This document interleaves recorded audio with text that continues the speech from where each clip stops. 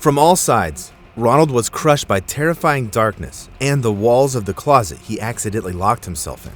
The guy's heart started racing, and his breath became uneven. He tried to shoulder barge the door to break out, but it was useless. Ronald screamed, yet no one answered. Panicked, he started clawing at the wall, wooden splinters painfully digging under his nails. Still, he didn't stop. It might sound hard to believe, but even a closet can be deadly dangerous. After watching this video, your claustrophobia attacks will be triggered by the most unexpected places. So, keep watching if you're not easily scared. As always, viewer discretion is advised. Actually, scientists have discovered that claustrophobia can be inherited. This gives us another reason why it's so worth it to dig deeper into our family history and origins. And you can do that with the partner of this video, MyHeritage. Here, you can not only easily create your own family tree, by adding information about your parents and grandparents, you'll get to use a cool feature, Instant Discoveries.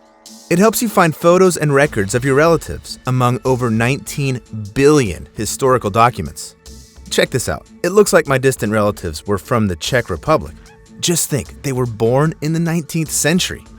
I've never gone this far back in my family history before. The found photos and people can be added to your own family tree in just a few clicks. Plus, you can enhance the quality and animate old photos of your relatives to see if you share any smiles. Start building your family tree right now. Click the link in the video description or scan the QR code on the screen to get 14 days of free access to all MyHeritage features. And if claustrophobia didn't get passed down to you, get comfy. I've got some spooky stories for you.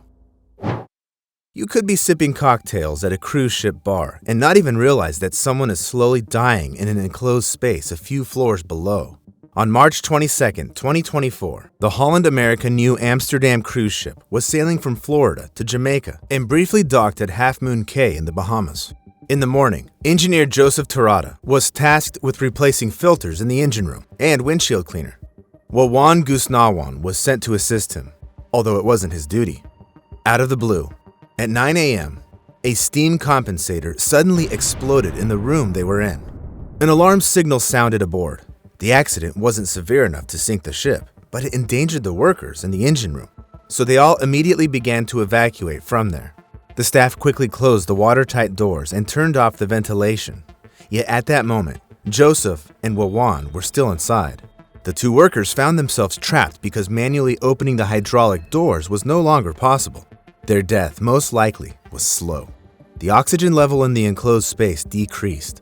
The room filled with hot steam, its temperature reaching a whopping 180 degrees Celsius. They were practically baked alive. When the staff opened the doors, they saw the bodies lying right beneath them. This meant that in their last moments of life, they desperately tried to escape or call for help, but no one heard their cries. Death is lurking where you least expect it, and even if you're not in a dangerous job, like just chilling at a water park, it doesn't mean you have nothing to fear. On July 12, 2015, Lahuro Castrejón was sliding down the water slide at Hawaiian Falls Water Park when suddenly he got stuck. He tried to wiggle to move forward, but nothing worked. The situation got worse when he heard the next visitor coming down the slide behind him. That's deadly dangerous.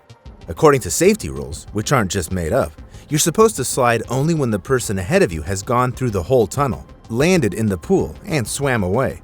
Otherwise, you could, break someone's spine or neck. Plus, if someone passes out from hitting the slide at high speed, they could drown in the pool.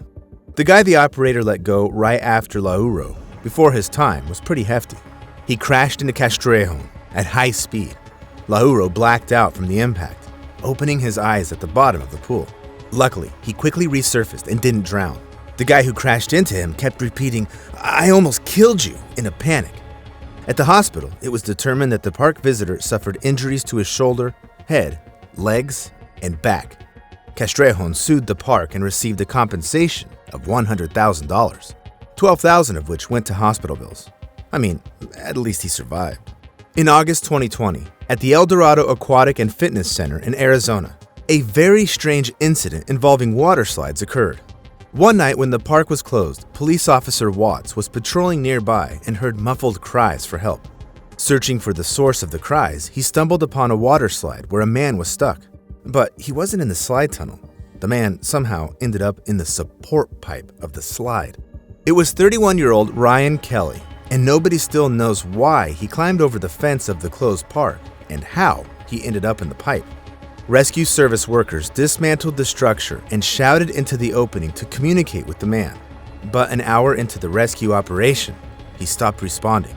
Rescuers had to dismantle the slide to reach his already lifeless body. Sometimes, finding yourself trapped in an enclosed space can happen even in the middle of the city. In July 2017, a maintenance worker from Texas was fixing a lock inside a Bank of America ATM when the doors accidentally shut, trapping him inside.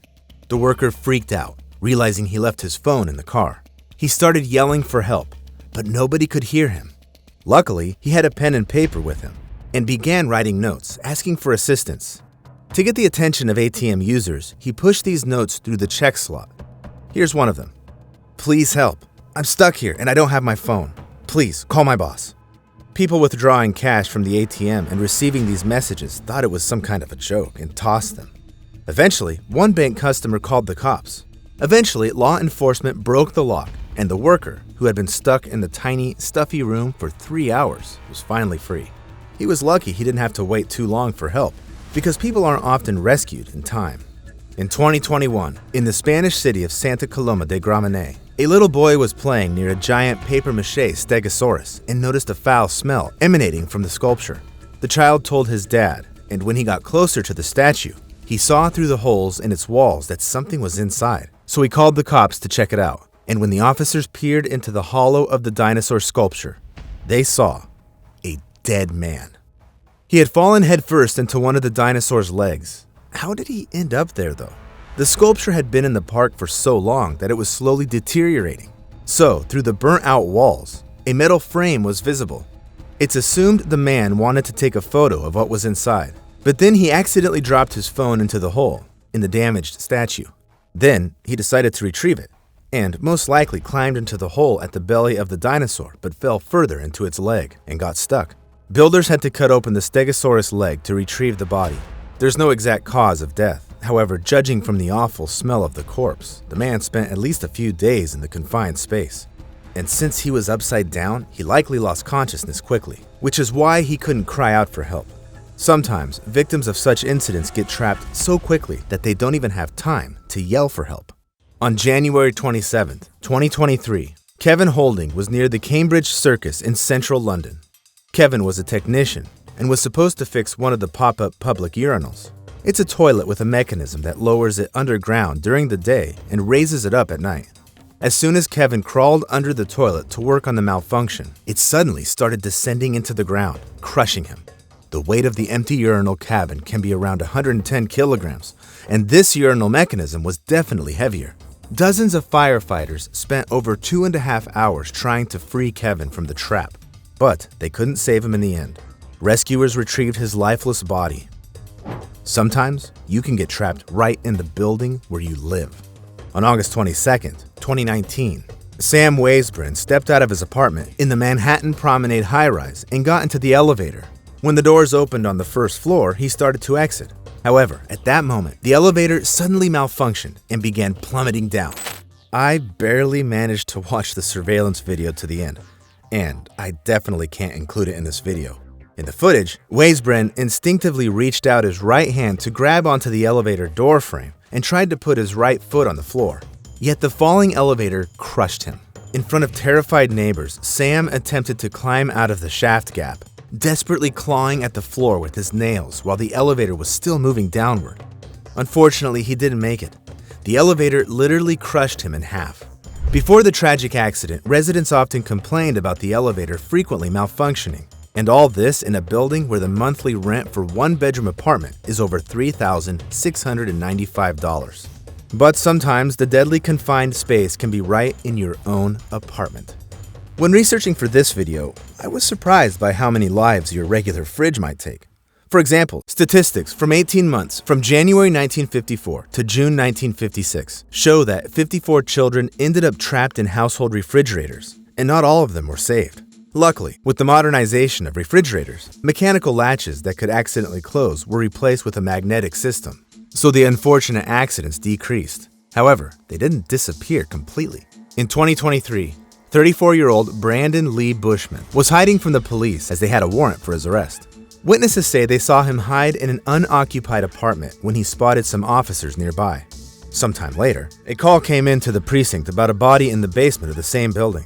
Brandon likely decided to lay low in the freezer that was there. The thing is, the apartment was empty and disconnected from electricity, so the refrigerator wasn't working. Brandon probably thought that hiding there would be safe. Let's just say he was wrong.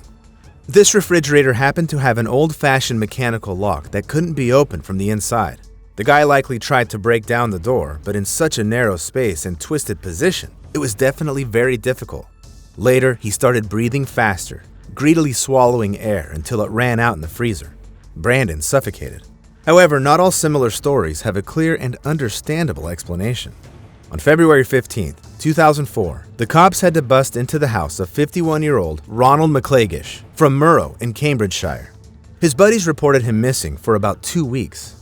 A neighbor said he heard sounds like someone digging dirt. After the police conducted a search, they found Ronald locked in a closet. Unfortunately, he was already dead. Plus, the closet was filled with water, and the door walls were scratched from his nails. Ronald was desperately trying to break free, and that's what the neighbor heard. The police suspect the man was tidying up in the closet when it fell. The door couldn't be opened because it was jammed against the floor. There was a copper water pipe running through it, so he decided to break it off to knock the door down with a heavy object. Yet water started flooding out of it.